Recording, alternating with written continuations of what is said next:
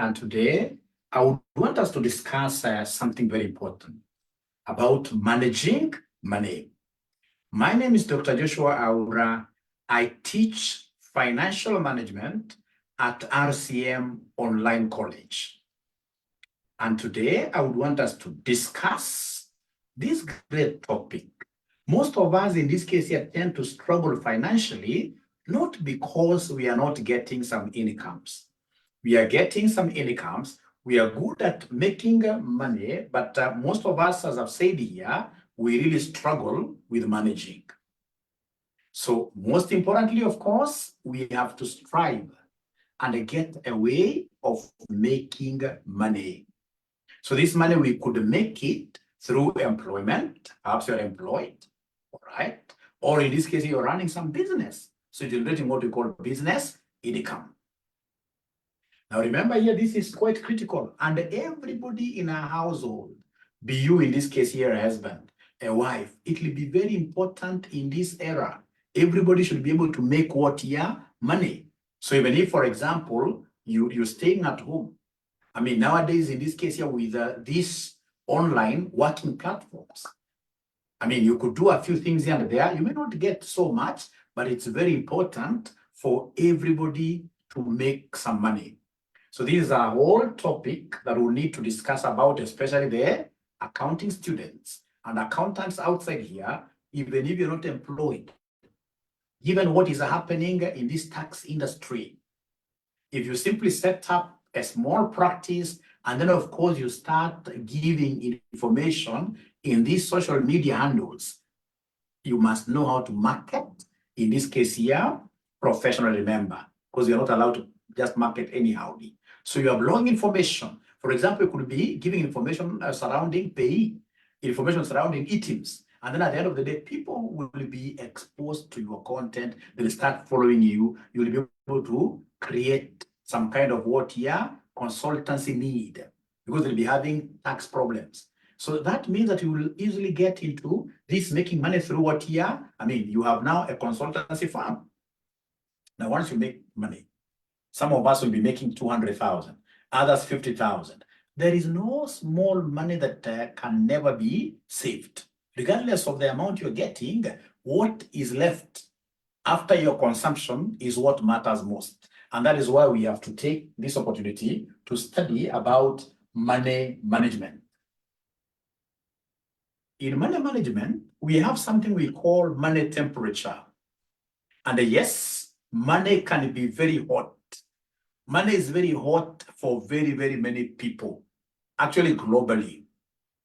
There are people, if you're to give them 1,000,000 Kenya shillings like this live, I mean, they will just drop it down like a hot potato. They'll start giving it away, left, right, and center. If it's alcohol, I mean, they're also, I mean, it becomes so hot for them. Successful people know how to manage money. It doesn't matter how much they get. They could get into, say, even 1 billion, I mean, but they'll still act normally. If you get yourself, in this case here, acting abnormally, when you get money, know that you are really destined to fail. Or rather, you are financially illiterate. Allow me to use that kind of word.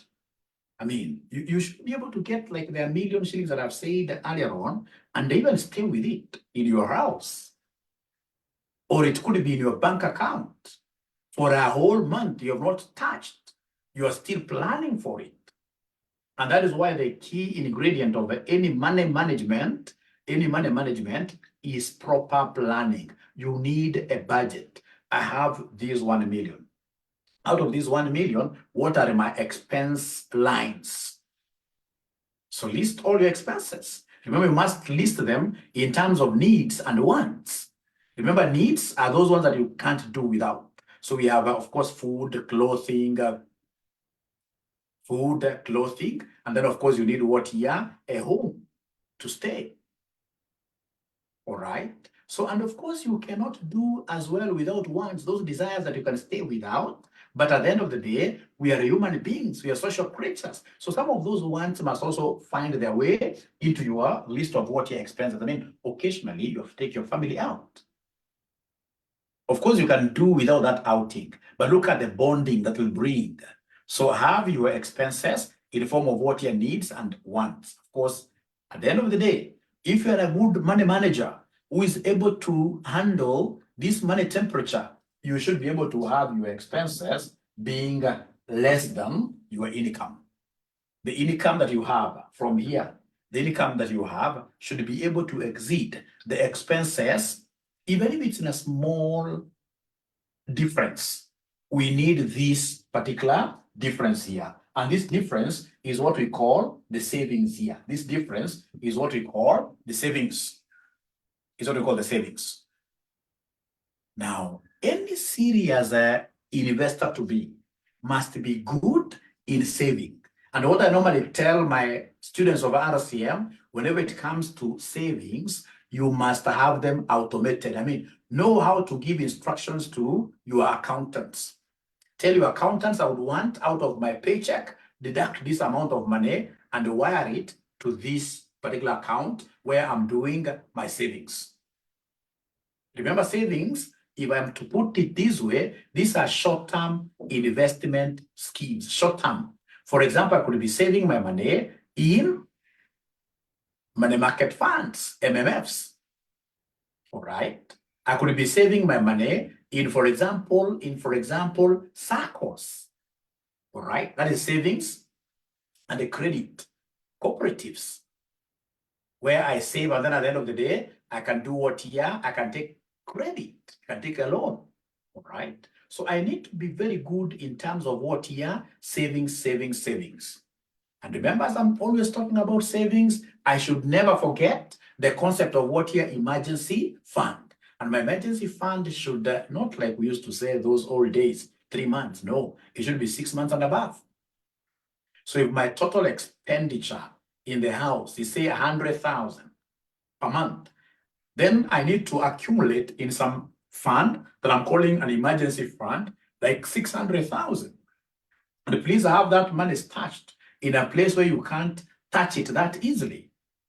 All right. Remember, emergency funds are basically there for emergency situations, like now, God forbid, if you lose your job. At least you should be able to have something that you can easily survive on for minimum of 6 months as you look for something else. 3 months are never enough nowadays because given job scarcity, among other constraints, it may be very hard for you to get a job within 3 months. So then when you talk of savings, ladies and gentlemen, we are saying that you have, in this case here, some kind of what I call buckets. So these buckets, you should be able to automate from your bank systems here, for example, by giving standing orders to have, in this case here, money flowing into this basket like that. So these baskets, for example, could be money market funds. Money market funds, I like them because currently they are giving a minimum of 12% per annum. This is very good because it is higher than the rate of inflation. At this point in time, it will be very bad for you to have money in some bank account which gives you 0. It will be very bad for you to have some money in your house where you are earning 0. So ensure that you take this money to some money market, money market fund. Now listen, after in this case, you are able to get these buckets, like money market funds, in this case, you're filling up. Then now you'll be able to think now long-term. So long-term, we are looking at what we call investment. Investing. Long-term, you are now investing. So what are some of the investments that I would want my students, as I advise them, the RCM students, in this case here, what I tell them, and the investments, now you're looking at long-term. Get, in this case here, for example, these 20+ years government bonds. Government bonds, in this case here, are very lucrative. All right. So under these government bonds, I would really prefer, whenever you see an infrastructure bond is being floated by the government, ensure that you take a chunk of it, ensure that you get a bit of it. It's very important because infrastructure bonds, remember, they do not attract any tax. So if it is an 18% infrastructure bond, so and you have invested, say, $1 million, so at the end of the year, you'll get a cool 180,000. There is no tax that is being deducted there. No tax that is being deducted there. And remember, government bonds, they pay twice a year. So if you take, in this case, a January bond, then you'll be able to get your first interest in June, 90,000, if it's 1 million, and then 90,000 in December. And when you talk of these bonds investments, it will be wise of you. If, for example, you've got like 10 million, don't invest that 10 million, all of it at once. Number one, you've got a higher risk of the government refunding you back most of the money, because nowadays bonds are being highly subscribed, oversubscribed. So it will be very important. If I'm the one doing this with 10 million, I'll put this into different investments on a monthly. So I can take like $1 million in January. If I get another infrastructure bond being brought in March, I invest there so that I'll be able to make my interest receivable, as a regular income. So it will be very important when you talk of long term, look for these lengthy government bonds and put some money. Once you get like this money market fund hitting something like 100,000, because most infrastructure bonds require you to put in a minimum of 100. There are times when the government relaxes a little bit and takes it to 50, but you need like 100,000. So think about what year these infrastructure bonds. Of course, we have these other bonds, but they attract what year? Tax. So the most important thing, if I were you, is to really do research on how do I get to invest in these infrastructure bonds. They're not hard. What you need to do is to look for the central bank, CBK, without CSD account. If you go online and search it, you'll be able to see a very easy process of registering into this scheme. This is the particular platform that you shall use to place bids. When the government announces any bonds, you'll be able to get notifications if you are registered to it, and you'll be able to place your bids and say, hey, I want to invest $1 million shillings into this particular bond. If there are any tap sales, I'll be able to see, and I'll be able to really invest. Now, when we talk of investment, remember investment, we are looking at those particular areas where I will be able to get capital gains. Like, for example, under capital gains, I'm looking at land and buildings. All right, I'm looking at land and buildings. Now, please listen. When we talk about investments, always think about a portfolio, a collection of assets, a portfolio, which is a collection of assets. And then, of course, this collection of assets, I started by telling you, it will be very important for you to get government bonds, the infrastructure bonds. In this case here, if I'm the one doing this, I always think about my pension. And this, I need to start thinking about it when I get my very first paycheck. And ensure that there is something going into the pension account, your pension account, because many pensioners, retirees outside here are wallowing in poverty. I know of friends of mine who are retirees right now, who even are affording something as simple as Panadol. They really, really struggle. And yet they used to have very serious jobs earlier on. So when you get in this case here, it doesn't matter which kind of a job, just place some small amount. If it's employment income, if your employer, for example, is doing 6% for you for pension, also top up would say another 6%. If you're saving about 12% and you start doing this at a very, very young age, by the time you hit 55, 60 years, you will be surprised with how much you will have collected. So it's very important we think about what year investments, and we're looking at this. So we have bonds, we have pension, all right. We have, in this case here, ladies and gentlemen, investment in shares, like Safaricom shares, etc. Also in this portfolio for long-termism, I would also consider what year investing in my own business, because again, this will give me an opportunity for capital gains. Remember what we look at in portfolio management. We would want capital appreciation, my capital to gain. I'm investing to have my capital increasing, like in land and buildings. And then number two, we have situations where we shall be able to earn dividends. For example, dividends that I'll earn dividends here from my shares. I'll be able to earn dividends if I'm investing in a circle. Remember, when you invest in a circle, you always invest in two things. We have a share capital, and then we have your deposits. So from your deposits, you are loaning money to them. It's like you're loaning money to them. You shall get interest from your circle. From this circle, we have in this case here, your capital. Capital will be able to give you dividends. So dividends, you can also get dividends from the circle. You can also get dividends from the circle. And then, of course, we have very, very importantly, when we talk about this investment, I would want you to always have this in mind. When we talk about this investment, I would always want you to have this in mind. That at the end of the day, we shall be pulling lots of money. When we manage our monies in between here, when we manage our monies in between here and we are able to get surpluses, we should be able to push these surpluses into these investment schemes. And once we push these surpluses into these investment schemes, then the returns that we get, we are going to build an income. We are going to build an income basket. And this income basket, you are told, by the time you are hitting 45, 50 years, the income basket coming out of your investments should be bigger than the income that you're getting in this case here from your active engagements here. Remember, this income is active engagements. This income here that you're getting from your dividends, etc., is what we call passive income. Passive income means that even if you were to get into an issue and become incapacitated, the monies that you had saved here, invested here, will be able to give you a higher return. Will be able to give you a return even if you're not working at all. That's what we call passive. Because whether we like it or not, at some point in life, we shall have to bend. Could it be earlier because of a disease? Could it be because of what year? Old age. During that old age, when you become, in this case here, inactive, passive, if you had invested very well, then you'll be able to earn this income, which is what you're passive. So at the end of the day, passive income should be higher than this income here that currently you are getting, simply because you are highly engaged, simply because you are highly energetic, and of course, simply because you are what year? Much younger. So at the end of the day, at the end of it all, I will be able to sign off by telling all of us that we must be good at making money, managing money. Let this money that we have earned here not be a hot potato, that you and your money cannot stay in the same house. That's a pity. And you are 30 years old plus. I mean, this thing should be like a no-show.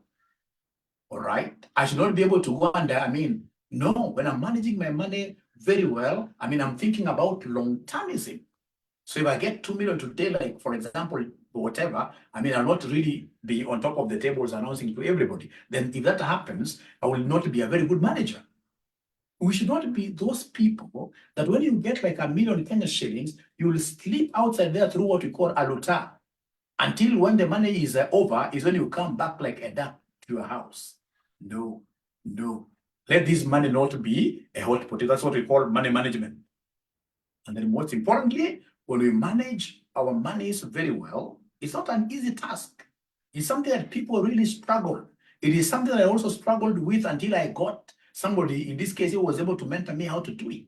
It's not easy. It's a big struggle. Once you're able to manage this money, managing money means that your expenses, of course, are less than your incomes. You are able to live below your means or within your means. You're able to live within your means. Then automatically you'll be able to have surpluses, and these surpluses should never just be left anyhowly. You have to ensure that you are putting these surpluses in, say, some money market fund schemes. From these money market fund schemes, I'll be able to tap onto them. I'll be able to harvest money from them, and then I take them to the investment here. And the investments now, I'm thinking about long-term, where I'll be able to have a big container that will be able to give me what we call passive incomes.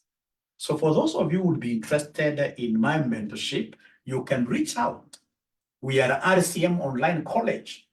Our school number is 0793 555 000. 0793 555 000. And basically we teach custom courses.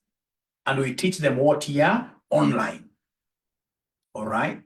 And of course, this is one of the ways of managing your money. All right. How do I call that a way of managing your money? When you come to study online, look at the savings you make on the road. You'll not be able to pay transportation. You'll save quite a lot because you're bringing the classroom to your doorstep at a very affordable fees. So on top of cast name courses, you also have the neck courses. You simply need to call us 0793 555 000. Thank you so much. Be blessed and become wealthy. Bye.